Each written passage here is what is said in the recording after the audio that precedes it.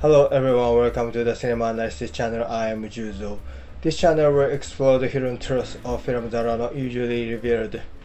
Today, I would like to talk about the Eternal Zero. He's a coward. Everyone calls the pilot that. Even though he was so insulted, he was determined to come back alive. But in the end, he volunteered for the special attack.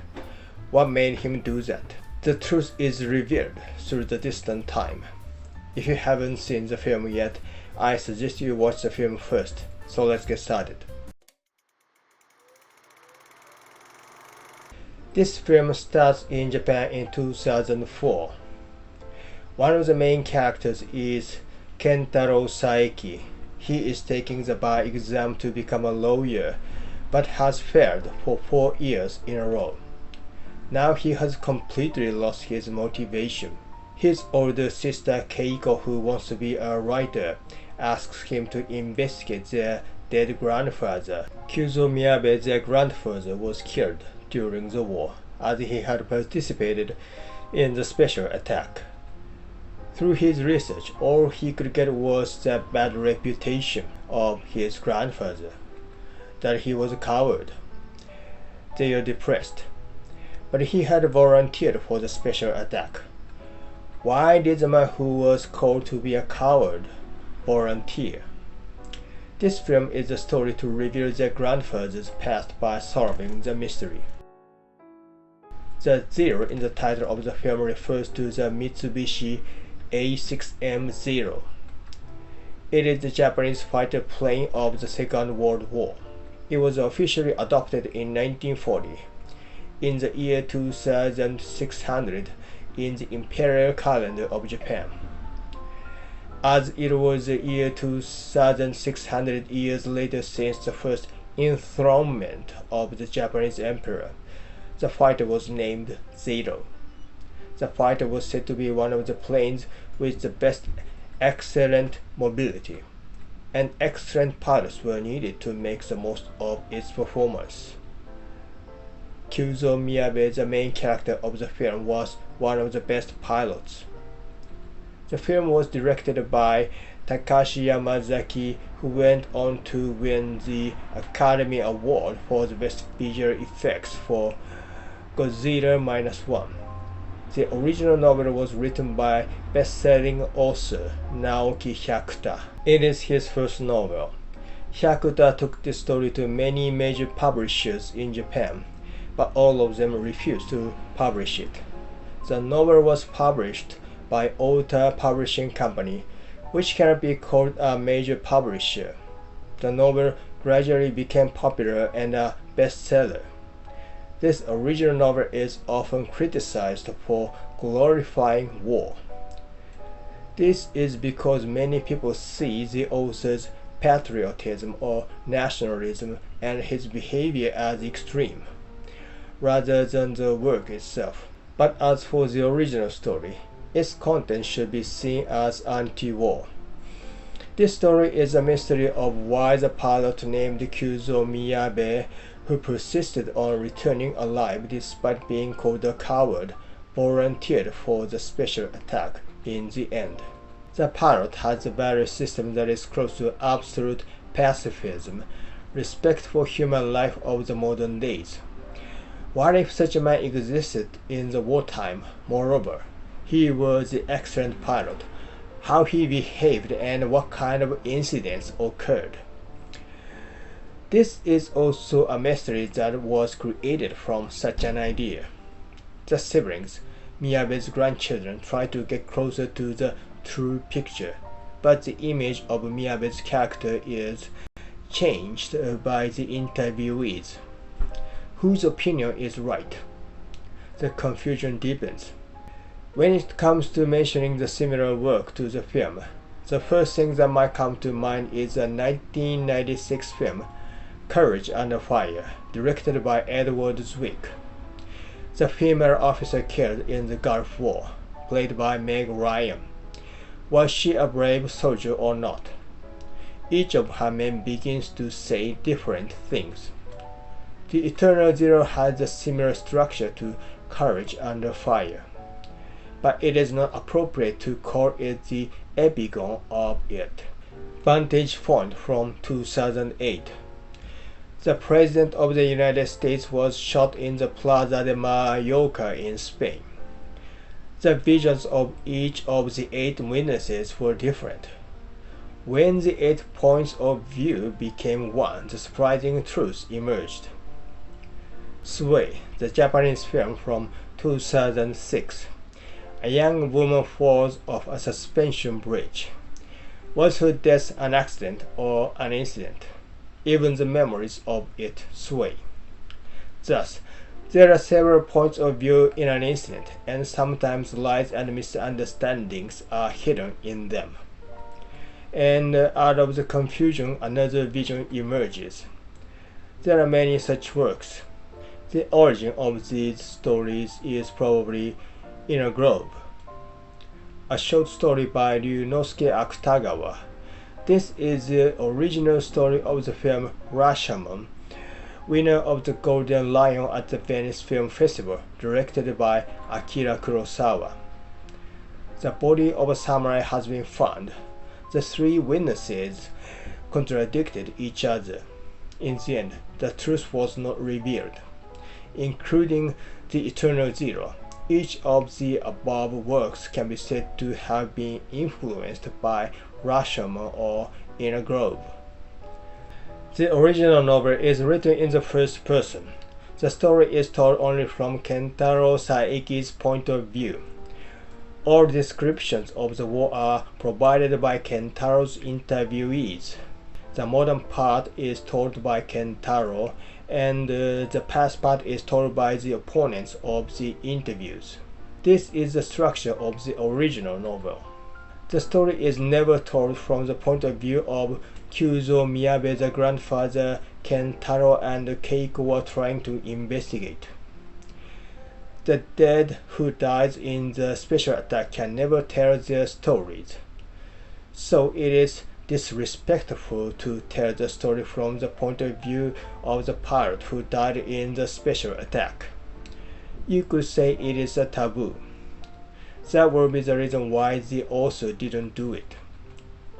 Why did Kōzō Miyabe, who had persisted returning alive despite being called a coward, volunteer to go on a special attack?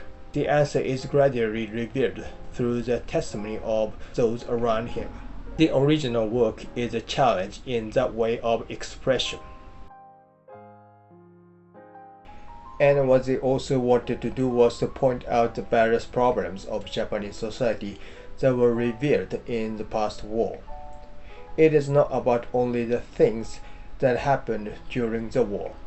The nature of the problem is inherited to the present day. The author criticized it painfully. It is obvious that the content of the original novel is not to praise war or militarism.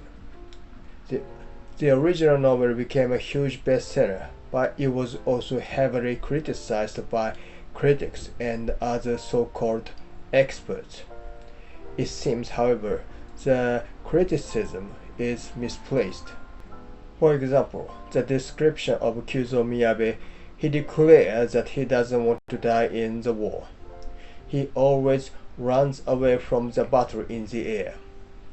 Those who were soldiers at the time deny such expressions, saying that the atmosphere at the time didn't allow anyone to say such things. This original novel is fiction to the end, and one of its main purposes is to expose and condemn the deceptions and problems of Japanese society. For this purpose, the character of Kōzō Miyabe was chosen as the one who has a modern value system. The method used was to express the problems as a drama by having such a man confront the military organization of the time. It is a method you call deformation or caricature. This kind of method was used to portray the situation in order to make it easy for modern people to understand. It is ridiculous to criticize it for not following the facts. It is believed that the character like Kōzō Miyabe could almost not exist, but in fact, there was a pilot who refused to obey the order of a special attack. The description of a character like Miyabe could not necessarily be impossible. Although it may be repetitive, this story is fiction. Kōzō Miyabe is not a typical soldier. He proclaims that he does not want to die in war. He treats everyone with courtesy, regardless of who they are, whether they are higher or lower in rank than him. And if there is a problem, he will speak up to his superiors. He is a very unusual character. The first time this is depicted in the film is in the scene where the fighter lands on the aircraft carrier. In the original novel, Ito, the first-class flight petty officer, the same rank as Miyabe, praises his excellent landing to the aircraft carrier.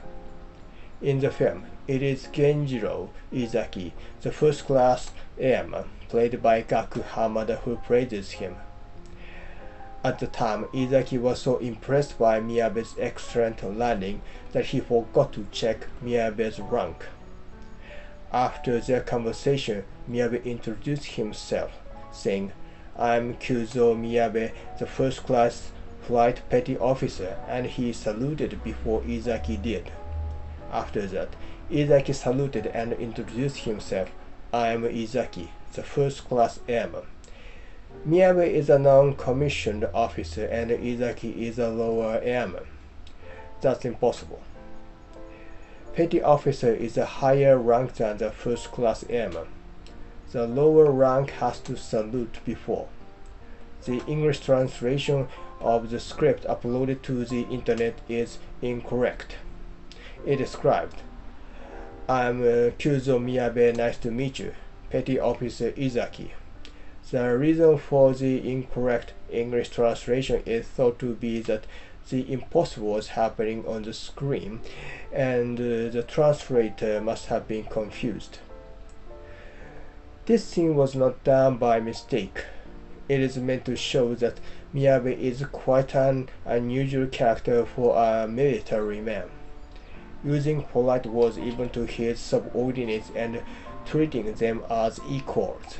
He must have known the rank of his opponent from the insignia, but he doesn't care and salutes first. Izaki was so amazed by Miyabe's technique that he forgot to check Miyabe's rank and was horrified. In the scene, Miyabe's humanity is expressed quite simply and obviously, but almost no one seems to notice the meaning of the scene. At least, I don't know anyone who has explained it. Both the original novel and the film express the process and the truth of the Pacific War in an interesting and clear way. In an attack on Pearl Harbor, Japan was satisfied after sinking 4 warships, but Miyabe regretted not being able to sink an aircraft carrier. There were many problems in the attack on the Pearl Harbor in various meanings. The fact that the declaration of war came later than the attack and that it became a sneak attack is also described in the original novel. The episode is portrayed in details also in the 1970 film Tora Tora Tora. In Japan, the criticism of the Japanese Foreign Ministry has continued about it since the end of the war. First of all, Japan should have attacked the Philippines instead of Pearl Harbor and established a base in Asia. Then they could have taken the oil in Indonesia.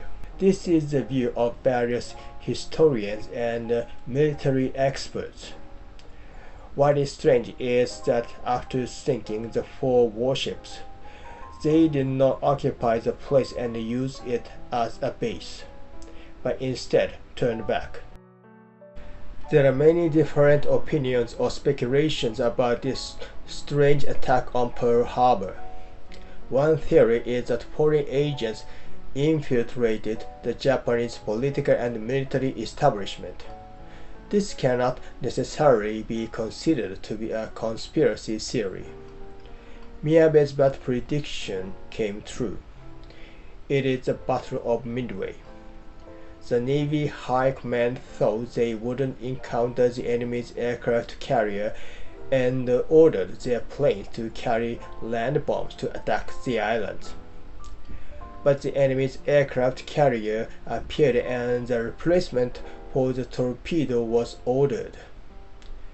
The land bombs couldn't sink the aircraft carrier and it would run away. Miyabe insisted that they should attack as early as possible, even with the land bombs. But in fact, the switch to torpedoes was made. While they were doing this, the Japanese aircraft carrier was attacked and sunk. Even if the damage to the enemy is small, it is often more important to minimize their own damage. They couldn't do such a decision. What kind of fighter was the Zero Fighter of the title?